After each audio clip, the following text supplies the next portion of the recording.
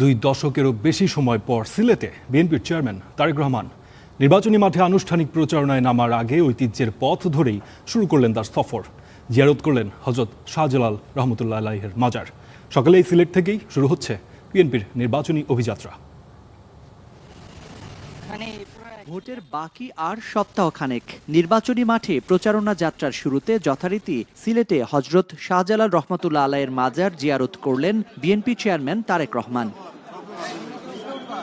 বাবা শহীদ প্রেসিডেন্ট জিয়াউর রহমান ও মা সাবেক প্রধানমন্ত্রী খালেদা জিয়ার পথ ধরেই শুরু হলো মাঠের রাজনীতিতে বিএনপি চেয়ারম্যানের নতুন অধ্যায়। সাথে আছেন তারেক রহমানের সহধর্মিণী জুবাইদা রহমান।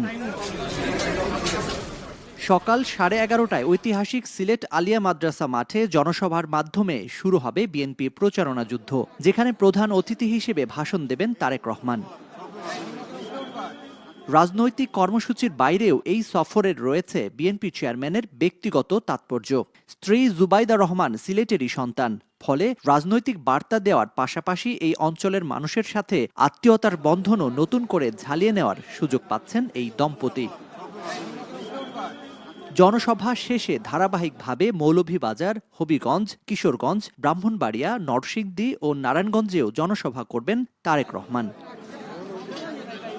এসব জনসভায় বিএনপির নির্বাচনী বার্তা ও আগামী দিনের রাষ্ট্রচিন্তার রূপরেখা তুলে ধরবেন তারেক রহমান। কর্মসূচি শেষে ঢাকার গুলশানের বাসভবনে ফিরবেন তিনি।